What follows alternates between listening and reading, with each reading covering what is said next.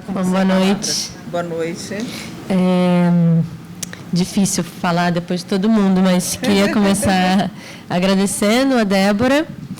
Eu aprendo sempre muito com a Débora, imagino que quem está perto dela sempre aprende. A Débora sempre ensina como a gente é burro, no sentido dos nossos privilégios, né, da maneira mais amável possível, mas é porque eu realmente, várias vezes ela me ensina várias coisas, eu sempre esqueço, mas vou me adestrando, porque a gente é acostumado com a invisibilidade dos nossos privilégios, o que é muito confortável, né, para quem não está vendo que é privilegiado, é muito bom, né? Porque você não tem noção da sua responsabilidade.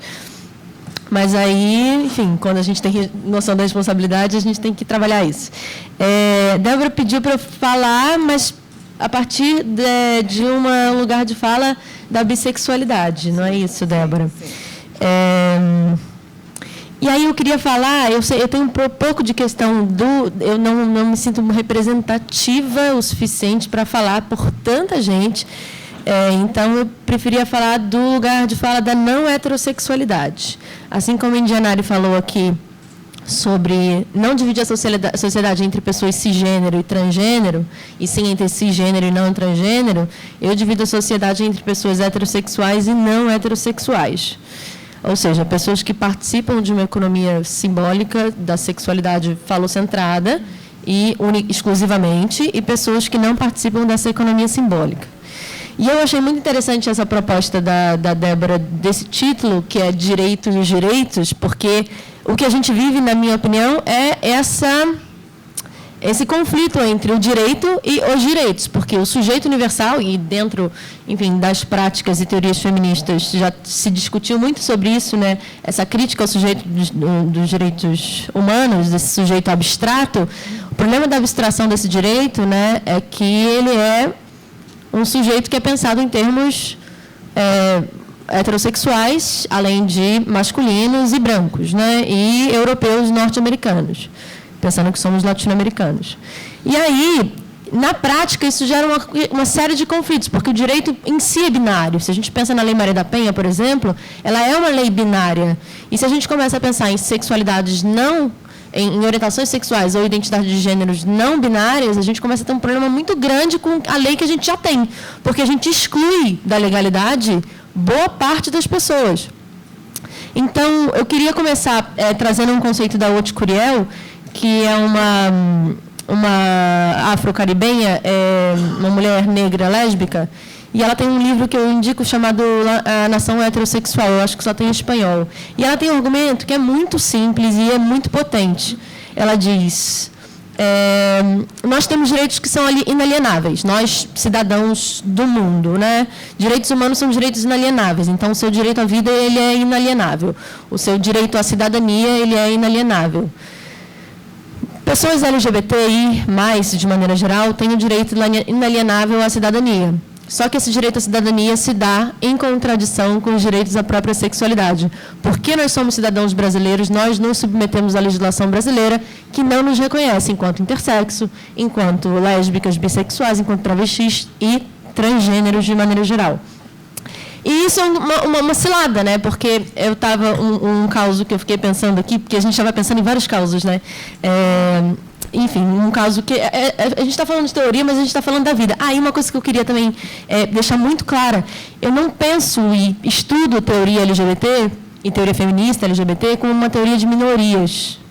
Isso é muito importante, assim. Porque, na real, a teoria e a prática LGBT ela é uma prática emancipatória para a feminilidade, de maneira geral, e para a heterossexualidade, de maneira geral. Então, quando a gente pensa em teorias LGBT, a gente está pensando em práticas que confrontam a normatividade. E não são práticas minoritárias essas, são práticas emancipatórias. Então, quando eu penso e estudo teorias LGBTs, e aqui eu vou falar de pessoas LGBTI, autores, eles têm a prática junto com a teoria. Então, é meio difícil dizer teoria e prática, porque a prática vem de pessoas falando das suas vidas, né? E aí, um caso que eu ia contar, eu tenho uma namorada aquariana, e pessoas aquarianas são meio livres, bastante até. É difícil. E eu sou touro, então é bem difícil. E aí ela estava na dermatologista, e ela é muito questionadora, e a dermatologista foi perguntando várias coisas, ela perguntou qual é a sua, como chama isso? Situação, que você bota solteiro, estado civil. Aí ela respondeu, para que você quer saber? E a dermatologista ficou pensando, não sei para que eu quero saber. E ela falou, não tem por que saber. Porque ela ficou pensando, eu não sou solteira, mas eu também não sou casada, porque, enfim, o estado não tem nada a ver com o meu relacionamento. E eu não tenho uma união estável, que é também um arremedo jurídico, não interessa, né? E aí a dermatologista ficou pensando nas próprias práticas e resolveu mudar. E aí isso me diz muito sobre essas normatividades que a gente reproduz o tempo todo, né? União estável, qual é a sua... Como chama isso? Eu acabei de dizer? Estado civil. Estou ficando... né? Estado civil. Aí você vai pensando, para que serve o Estado civil? Para o controle do Estado. Para que serve você marcar o V, o F ou o M? Para o controle do Estado. Porque mulheres são, até pouco tempo atrás, tinham uma capacidade civil. Então, interessa para o Estado saber se você é homem ou se você é mulher. E não à toa escolhe mulher, na dúvida, mulher. Porque, na dúvida, né, a gente coloca ali uma identidade que, em tese, é minoritária. Então, todas essas práticas, e aí eu estou falando de normatividade lato sensu, né, normatividade jurídica, porque o direito ele só fixa juridicamente aquilo que é uma normatividade posta socialmente. Então, a binariedade é uma lógica posta normativamente, né, em termos de reprodução em termos de produção de performatividade, né? A gente performa essas normas e a gente naturaliza essas performances que a gente... Adoro. A Lud fofa aqui, chamando a atenção a beça.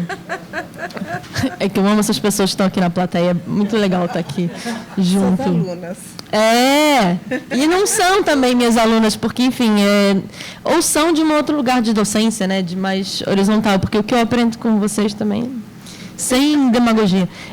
Então, aí uma coisa que eu fiquei pensando eu estava com a Indianari, que eu fiquei pensando também o que falar sobre isso tudo, né? Numa ocupação do Castelinho do Flamengo, que eu acho que tem uns 2 anos, que teve como chama isso? Uma exposição LGBTI+, no Castelinho do Flamengo. Sabe onde é o Castelinho do Flamengo? Sim. Ele, antes da nossa secretária do Crivella, a Nogueira, nossa, estou ficando demente hoje, ela era um espaço LGBTI. E aí, se vocês têm em mente o Castelinho do Flamengo, o que ele tem? Escadas, né? E aí, depois que o Marcelo Crivella entrou, ele queria fazer um centro de referência de idosos. Num lugar que só tem escada e não tem elevador. Por que lá, né? Por que lá? Aí teve essa exposição chamada Curto-Circuito, e a gente estava num meio que várias expressões não heterossexuais e não cisgêneras estavam sendo apresentadas, como a Queer Museu, o Curto-Circuito, Jesus Rainha do Céu, o Maicon K lá com uma performance em Brasília, assim, uma série de performatividades, expressões artísticas confrontantes dessa sexualidade hegemônica. E aí aconteceu isso, né, no Castelinho do Flamengo. E eu estava aqui, pena que a Indianari teve que ir embora, porque eu estava aqui pensando justamente isso, como é que até o campo artístico, que é um campo livre, né, do saber, tem sido tão atacado. Porque se a gente pensa o que acontece com o Jesus Rainha do Céu, essa peça, que é a Renata Carvalho, que é uma mulher travesti, que é uma travesti, desculpem, que faz, como é que em cada lugar, cada cidade que ela vai, entram com um pedido um pedido liminar para que a peça não seja apresentada porque fere princípios constitucionais de religião. Da religião, enfim... não sei, cada hora é uma religião específica, mas religiões cristãs, né? Porque, em tese, Cristo não pode ser uma travesti para eles. Então, eu lembro muito de um quadro da Queer Museu chamado Criança Viada, Travestida Lambada. Lembram desse quadro? Vocês têm em mente? E eu lembro que eu estava na escola da magistratura dando uma aula para juízes e tinha juízes cíveis, e, enfim. E eu fiz questão de apresentar esse quadro para ver qual era a opinião deles. E aí eu mostrei o quadro e expliquei a história. Esse quadro vem de um Tumblr de homens cis, gays, que criaram esse Tumblr para que tenha suas infâncias afeminadas, visibilizadas de uma maneira positiva. Ou seja, aquilo que antigamente lhes causava muito sofrimento, agora é visto como uma coisa positiva. Então, a criança viada, para eles, é uma coisa muito positiva. E eu lembro que a maior parte dos magistrados e magistradas conseguiu entender, uma maioria esmagadora, mas tinha uma que cismava, falava assim, não, mas viada é muito ofensivo, se chegar no meu gabinete eu vou censurar. Com certeza. E mostrava de uma incapacidade absoluta de compreender a autonomia desses movimentos, porque tem um lugar muito bonito de você se empoderar daquilo que te oprime, como uma categoria de orgulho. Então, você dizer eu sou sapatão, ou você dizer eu sou viada, para as pessoas que não são e não dizem, é muito duro ouvir. Por quê? Porque elas sabem que elas fazem parte do grupo que normalmente oprime através desses signos, né? E aí, quando você se empodera desses signos, você desarma a sociedade. Você fala, você não pode mais me chamar de sapatão porque eu estou me chamando de sapatão. Ou então, porque eu estou me chamando de criança viada. E aí começa a ser ofensivo para o cidadão de bem comum da magistratura. Né? Como assim? Não, mas eu não posso permitir que dentro do meu juizado eu aprovo um negócio que tem criança viada. E isso fala muito sobre essas invisibilidades. Eu dou aula em Belfor Roxo, num campus que me orgulha muito, Débora, porque a gente tem um núcleo institucionalizado de NAPNE, de acessibilidade, que a gente apanha a beça, porque é muito mais complicado. A gente tem muito mais coisa introjetada do que a gente imagina em relação à acessibilidade. Muitas coisas que o nosso privilégio faz com que a gente naturalize. E uma intérprete de Libras, assim, full time. O que hoje em dia corre risco de ser retirado, porque os institutos federais têm um projeto para acabar com eles. Mas, enfim, eu estou falando isso porque esqueci que eu estava lá. Estava dando uma aula. Sim. E aí eu dou aula lá em um campus de moda, que é uma loucura. E aí, do lado da minha aula de Direitos Humanos, estava tendo uma aula de carnaval. E aí eu chamei o professor de carnaval e falei, o que você acha desse quadro da criança viada? E o André, ele falou, esse quadro é minha infância. Eu era essa criança. Eu era a criança madoninha, e eu nunca consegui me ver retratado num museu. Então, é só, entre aspas, a invisibilidade de boa parte da infância, de muitas infâncias, e que continua sendo censurada. Então, se elas já são silenciadas na vida, na arte, que é o campo de produção de saber, de liberdade, você continua silenciando essas pessoas, o que é muito grave. Porque, acho que para a população geral parece assim, mas isso é só arte, né? Assim, você não está matando, ferindo alguém, mas você está impedindo o simbólico de uma infância de ser reproduzido. Mas, enfim, eu só queria terminar com 2 assuntos. Eu estou no meu tempo ainda, eu não sei. Tá, sim. Tá. Uma das coisas que as pessoas falaram aqui antes de mim, a gente fez na EMERGE uma pesquisa sobre pessoas transexuais e pedidos de registro civil. E era muito curioso quando falaram aqui sobre a tutela dos genitais, e isso é muito verdade, porque muitas vezes pessoas travestis e transexuais que pediam a alteração do registro civil, elas já tinham se hormonizado, já tinham feito a cirurgia diversas cirurgias, no rosto, nas mamas, ou para tirar ou para colocar. E nada disso era considerado pelo magistrado ou magistrada. O que era considerado era a alteração da genitália. O que, na real, faz com que a gente veja que o Poder Judiciário tutela a genitália. Assim, é tão importante, e aí faz todo sentido, né? É uma importância quase que psicanalítica com essa genitália, né? Você tutelar. E outra coisa que a gente percebeu também, tinham argumentos que apelavam para a boa-fé de terceiros, né? O que vão pensar terceiros de boa-fé quando se depararem com essa mentira, entre muitas aspas, que o Poder Judiciário está tutelando aqui? Então, se não tiver um laudo psicológico dizendo que essa pessoa tem uma patologia, e que não tem mais, porque, enfim, estou dizendo, nunca foi uma patologia, mas oficialmente não tem nem esse argumento ainda, porque do CID-11 já foi retirado. Pena que só entra em 2022, só entra em vigor em 2022. Então, quando você diz, a gente não pode, e você via, enfim, o teor tinha muita transfobia ali dentro, o Poder Judiciário não pode participar dessa farsa que é você legitimar uma identidade sem um laudo. E o que o laudo faz é o controle dos corpos, o controle dos acessos, né? Então, se você quer usar testosterona, em muitos países você só consegue fazer isso se você disser que você é transexual. Inclusive, pessoas que são não binárias e querem fazer uso da testosterona não podem, isso é uma discussão que a gente está muito, muito, muito longe de fazer, não podem usar porque você só pode se você for inserido dentro de alguma patologia qualquer. O controle do Estado, e aí por isso que eu quis trazer a Otis Curiel, porque ela começa a informar a gente como é que a gente precisa pensar práticas fora das instituições também. E é muito lindo o trabalho da Letícia, eu também sou muito, muito fã do trabalho da Letícia, da Matilde, que está aqui também, que, enfim, assiste lindamente assim, mulheres e pessoas LGBTI. Mas é preciso que a gente pense também fora das instituições, e ela diz, as instituições são limitadas, e o que a gente ouviu aqui, a Indianari falando, na minha opinião, é essa prática contra-institucional. E a gente tem que hackear as instituições de dentro também, quem está dentro, e a gente também tem que pensar que a nossa vida está fora da institucionalidade também, e que a instituição não vai trazer as nossas respostas para tudo. E que se eu quiser ter uma orientação sexual ou um estado civil que não tem nome, o Estado não precisa participar disso, ele não precisa participar disso. Vão ter vários impedimentos de burocracia chatérrimas. Mas é isso, sabe? A gente precisa inaugurar outras práticas e se questionar as coisas mais banais que para que o Estado Civil?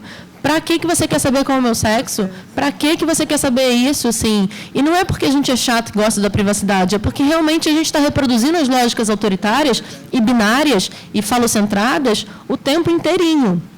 Então, eu tenho lido bastante sobre o Paul Preciado, que é um trans homem, e ele escreve muito sobre... Ele está no momento Paul Preciado. Vamos conversar? Sim, claro. Está muito sentido. Eu tenho sentido muito, assim, porque eu sou um homem trans também. Então, o Paul Preciado fala muito comigo com as coisas, porque ele escreve, toca muito a mim. Assim. A mim também. Porque a escrita dele é por isso que eu não vejo como uma minoria. Porque assim, você pode falar assim, um homem trans falando é uma minoria numérica. Mas é uma prática que ela é uma prática emancipatória que nos confronta com a nossa feminilidade, por exemplo.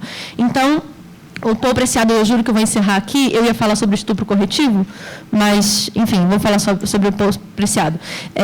Ele começa a pensar esses lugares de produção de libido, produção de saber, e aí, se você quiser me corrigir e, enfim, interferir, fica super à vontade. Mas eu acho muito legal, porque ele, falando da experiência da sexualidade e da identidade dele, ele fala também sobre outras coisas. Primeiro, ele mostra como é que um determinado poder de farmacopoder, ou como uma determinada experiência de sexualidade ou de cura, foi eliminada pela Igreja Católica na Idade Média. Então, começou com a queima e a caça às bruxas, uma caça de um saber que era um saber marginal, um saber alternativo. E aí estavam o saber e as práticas de mulheres consideradas bruxas, a prática de mulheres lésbicas, a prática de uma sexualidade não heterossexual. E aí, a partir daí, já começou um saber que era autorizado. Começaram os conselhos regionais. Quem é autorizado a dizer o que é o quê? Aí começa a medicina. Então, só o médico pode dizer qual é o seu sexo. Aquela criança, imagina se aquela criança vai dizer o que é bom para ela. Ou seja, você queima e você silencia aquilo que não é o que você quer e você elege alguns profissionais que vão ser profissionais qualificados para poder dizer o que é ou o que não é qualquer coisa, tá? O que é o direito? Profissionais juristas vão dizer. E a Indianara acabou de dar uma aula sobre direito aqui.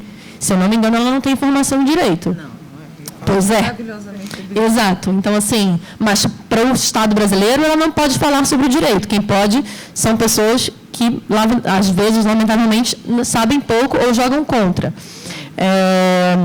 Então, começou esse lugar de você registrar quem pode falar. Então, quem pode falar é o médico, e o médico, o CID-10, meu pai é médico, o CID-10, eu tenho muitas questões com o CID-10, mas para o meu pai, que é uma pessoa fofa, ele não é uma pessoa cidadão de bem,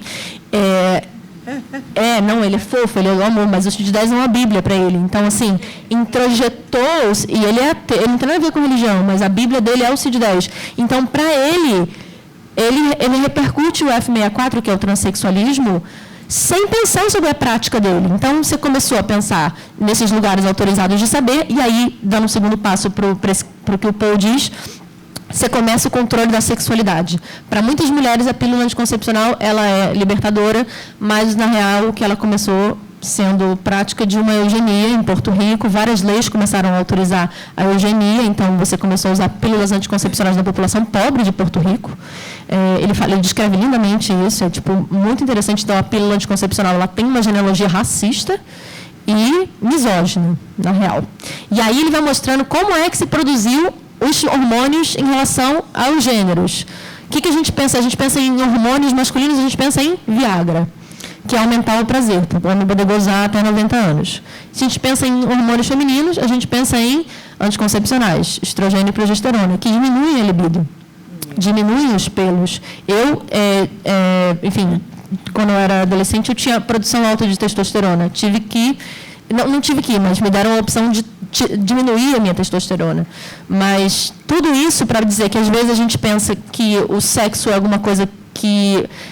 Quando convém, é o sexo biológico, né? É a genitália. E quando convém também, o sexo é hormonal.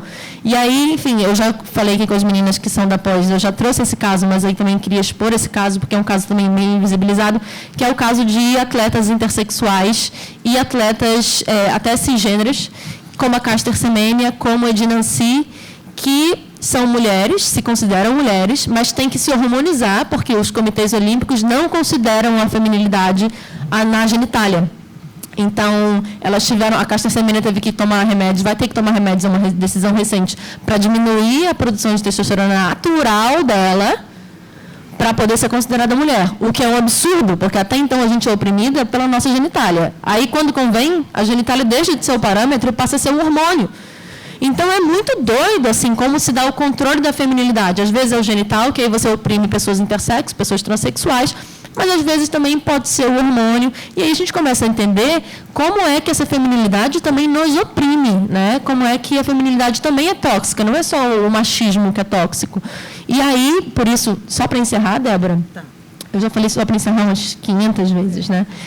Mas eu vou encerrar mesmo. E é por isso que a gente precisa, por isso que eu repito que esses estudos queer, estudos... Ótimo, porque tem esses estudos queer, esses estudos minoritários, são questionamentos das práticas hegemônicas, né, das práticas cisgêneros, das práticas heterossexuais. E aí, só para terminar, eu ouço umas frases maravilhosas, enfim, de mães de amigas, inclusive de ouvida de algumas tias, algumas frases que, enfim, falam muito da própria pessoa, que dizem assim, deve ser tão estranho o sexo entre duas mulheres, né? E aí eu penso... Essa pessoa está falando mais sobre ela do que sobre qualquer outra coisa. Aí eu já falei para minha tia, não fala isso em voz alta, não. Porque você já está demonstrando que você, na verdade, se transou sua vida inteira numa única posição. E é muito curioso, porque...